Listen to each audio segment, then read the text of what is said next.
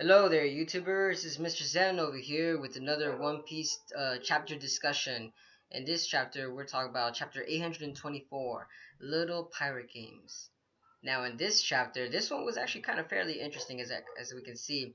This one kind of it had like its fair little moments where it was like very light and content humor, as if like, and then went on to like some seriousness, and then it finished off right at the end where it kind of left us at a cliffhanger with Sanji actually finally meeting, or actually he actually met a picture of Lady Charlotte, of the wife that he's gonna have to marry, and because of all the things going on with a big mom and everything. Now, in the beginning of this chapter, we actually see that, what was it, the Revolutionary Army, from that where we last left off. Revolutionary Army was fighting with Blackbeard, and Pedro, he actually got the newspaper and was actually talking to the One Piece crew that are heading towards Whole Cake Island, and starts looking at the actual newspaper and starts talking to them, telling them that, oh, the Revolutionary Army actually, they uh, they lost, as like we can kind of plainly see. The Revolutionary Army lost against Blackbeard, and we're wondering, like, wow, but so far from what the chapter actually discussed is actually that Cypher Pole actually came in and actually drew throws, actually not draw. It kind of gave like I would say a draw, but it threw back Blackbeard's forces. Now we can clearly see that Cypher Pole is actually a lot stronger than they look like, because from my estimate, I thought they were actually kind of weak because of how the Straw Hat crews were actually they fought with Cypher Pole before, but I'm guessing this other division of Cypherpole must be really strong, that in order to push Blackbeard's forces away. So then, that goes a long way of saying something. Now, in this chapter, we also figured that Luffy actually finally actually gets to see a picture of his actual father, the Revolutionary Dragon. And it's funny because I like how Oda just does this. Like, he puts on information first, and then he kind of goes on with some humor at the same time, kind of going with the with Luffy's oblivious nature, you know, because in this chapter kind of focus on that Luffy actually finally met his father through the newspaper article, but he wasn't really focused on that newspaper article. He actually was focused on if Sabo was all right. He's like, oh, forget all that information. Is Sabo right? Is Sabo right? Let me know what's going on. Let me know what's going on.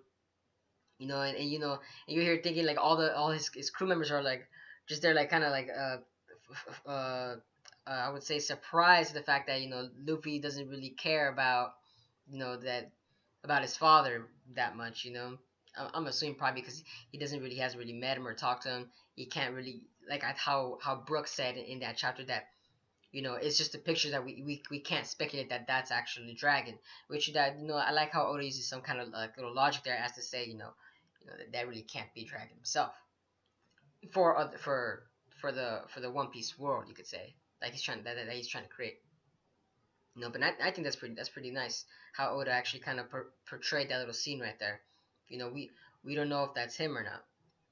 That he could have another, it could be another face of a man, and maybe that's why it kind of went along with what Luffy not really reacting as much to his father's facial features that was portrayed in that little scene. You know, and I like the little fact that also in that little scene is that something big is going on in that chapter, is that because Sanji is not in their crew, you know, Luffy is actually cooking, and throughout all this mist of like talking about Blackbeard and the revolutionaries, Luffy's actually cooking on the stove, and Chopper's actually trying to talk to them. At the same time, you literally see Chopper actually trying to get Luffy's attention. Luffy finally, like, he's kind of irritated already, and he actually tells him like, okay, what do you want? What do you want, Chopper? You know, and he's like, oh, is the kitchen supposed to be looking like that while you're cooking? And then you literally see Luffy's face actually pop, his eyes bulge out, and he's just talking, saying, oh my god, I left the stove on. And I love how it actually went on to the next scene, and this scene is actually pretty important in this kind of aspect of this chapter, because we thought Jack was dead, but no, Jack is alive. Holy snap, Jack is alive. That kind of like threw me off there. For all you viewers out there, holy snap. I thought Jack was done for. You thought Jack was like, he has devil fruit. He Zunisha actually smashed the freaking his boat, and you would think, okay, that's it, that's done, that's done with freaking Jack right there. But no, Jack is alive, and I'll tell you how he's alive. He's actually still breathing underwater, and he's waiting for his crewmates to pick him up. And that says something. That's how you know that Jack is. I personally believe also that he's a fishman. Holy snap. That's the only way that this motherfucker over here can still be alive underwater and still say, you know what, okay, I just gotta wait it out here. I'm assuming because of the devil fruit ability that he can't move. He's just immobilized. He's just like basically a stone in the water. You know, that's crazy though. I think Jack is the first fishman with the devil fruit ability. If I'm or I should say a Zoan devil fruit ability. And that's pretty intense right there. I love how Oda just loves to bring in the multiple array of characters into his universe, and that says something right there, like that's how you get to love these characters, these villains, and everything. You just get to love them because you're like, wow, I can't believe that this is the kind of character that Luffy's gonna face or one of his crewmates is gonna face. This is gonna be something, that like it'd be like an obstacle for them to face off in the near future, you know. And then I like how it kind of transitioned from that thing. Like it just gave us a little spoiler warning, just like I don't say spoiler warning, but like just like a little hint, like, oh, Jack's gonna be coming back. And it transitioned then on to actually Kaido. He's drinking with his crewmates. I forgot where. He's drinking somewhere, and he's actually, if I remember correctly, he's like talking smack, I believe about Luffy and Law, saying that, oh, these guys are finally hindering me. I can't believe this and this, such and such. And he's drunk. He's like having a like it's like he's on his period. He's going through so many emotions that he's not getting his smiles. And they actually get a little bit more information about Kaido, about a little bit about what he wants to do with his own set of dreams and goals. And he actually wants to create a full Devil Fruit ability pirate crew. Kind of similar to Blackbeard's, you could say, because I know Blackbeard is also trying to do the same thing. He's trying to create like a full Devil Fruit ability, or actually strong Devil Fruit ability kind of crew members. But Kaido, I see Kaido as more as is the Zoan type, not necessarily just pure Devil Fruit. It's just like I would see it just a pure Zoan type Devil Fruit kind of army, and that's pretty intense as well, because we're starting to see that Zoans are actually pretty powerful in their own sense too. In the beginning of the One Piece universe, you don't really necessarily see that. Oh, it's just a Zoan, oh, he just turns into a bison or turns into a monkey, But no, like in reality, the Zoan, there's also mythical Zoans, artificial Zoan. Like we're going to a whole different aspect of Zoans. Like I feel like with Kaido, we're gonna go more in depth with Zoan Devil Fruit ability users, because throughout all this One Piece universe, Luffy's been fighting Logias and Paramecias. He hardly had like I would say he didn't fight against any Zoan type enemies. He just hasn't had a strong enemy that had a Zoan Devil Fruit ability, and I believe Kaido is gonna be that one main enemy. Like I said, this chapter is bringing on so many aspects, of the One Piece universe. That's like, just bringing you just giving you a wow, a zip to the brain. Like it's making your neurons just fire right there, And even in this chapter, another kind of just speculation. Like holy snap, I love how all these YouTubers out there, man. Roger Space, One Piece Maniac, One World, Chibi, all these guys. I love how these guys are really good on speculating, and King of Lightning too, of course. Can't forget about that guy. I love how all these guys are speculating. That like I remember back then they were talking about like, oh, who was the guy behind Kaido in the picture of Kaido or Kid or Apu? I'm sorry, behind Apu, and you actually see is that it's Kid. Yes, Kaido took out Kid, and Kid has the strongest I'd say he has the strongest bounty in this whole entire I would say the worst generation of the 12 pirates that are coming from Luffy's own generation right there. And you kind of see that Kid was just taken out right there, you know And that says something right there that like out of all of this, I want to say the strongest is the one that has the highest. Kid is out. And that's the thing, Kaido is a force to be reckoned with right there. And you actually see that, Kid is not just like a little punk that just listens to orders, Kid is actually somebody that likes to take charge and kind of has like that Kaido mentality, like, oh, you do it my way or the highway.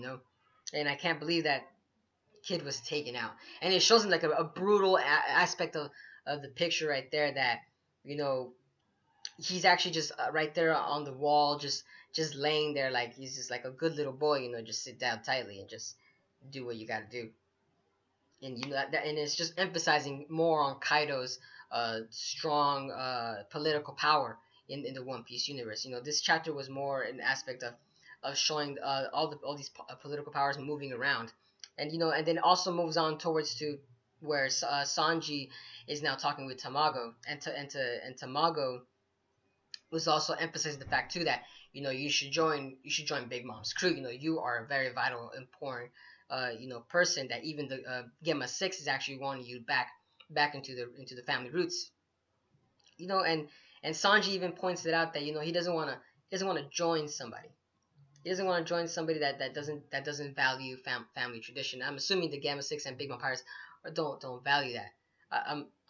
That's what I'm assuming, because that's the only reason why I think Sanji doesn't want to go back to it. And Tamaki is talking about, like, you just join us, man. You'll have almost everything. But Sanji just doesn't want that. You could clearly tell that these guys are just up to no good. And they're nothing like the Straw Hat Pirates. And Sanji even emphasizes the fact that he wants to cook with people that can't discard their own friends just like that. You know, and and that's just a lot about how Sanji is really really important to the Straw Hat members. And like back as I was saying before, how like the little comical part that they were actually emphasizing in the part of the chapter where Luffy was trying to cook, and all the crew members were like, "Oh, this is disgusting." And that's how vital and important. It's another little aspect that you could say that they showed in the chapter, that they're trying to show how Sanji really is important to the Straw Hat members. Like when one member is gone, it just kind of throws off the whole balance. And Luffy was cooking, and it just destroyed all the surplus of food that they had in there, and their rations too. And you could tell that Sanji really is a vital important character, because without him, they kind of go into disarray, and that kind of says a lot. Even though the Straw Hat Pirates are organized, there are they are organized in a sense that when they do their jobs, that's when they're organized. But they're just individually, they are disorganized. They are so solely bent on themselves, finding their own aspects and dreams, that you know you would think that all this whole pirate crew members, they actually, how do they function? It's when they're working together with their captain. That's when they actually function as a whole functioning, a little community right there. And that's what it kind of emphasized the fact too. I love about that chapter is that that like Sanji's really he's really important now. And even though he's part of the big trio, they really can't really replace that guy right there. And we actually finally, and coming into this video right now, is that we're actually finally getting to take a look at Lady Charlotte. Lady Charlotte is actually, she was looking pretty beautiful right there. We finally get to see, even Sanji was like kind of like flustered right there looking at the picture when Tamago and one of his crew members showed a picture towards Sanji, and you're wondering, holy snap! It literally looked like the woman. Even I seen some pictures around on YouTube as well. It literally looked like the woman with the third eye. I think Pudding. I believe it was Pudding, if I remember correctly. It literally looked like that to me, in all aspect sense. That's how it looked like to me. But that's about it for this whole chapter. Let me know what you guys think about this chapter. What do you guys think about Lady Charlotte? Do you guys think is it another person? Do you guys think it's Pudding? What do you guys think also about the Blackbeard Pirates? What is their main goal now that's going on with these days? Why are they actually focusing on attacking the revolutionaries? Because their ideal and goals, I wouldn't say they are together as well, as you could say. Like they I feel like their one is global conquest, and the other one, I would say, is trying to free from the global conquest. Like it's like they're two polar opposites. Like it's weird. Like, but I don't see them connecting right now. Like I feel like there's a lot more to this, you know. But let me know in the comment section below. This is Mr. Sands.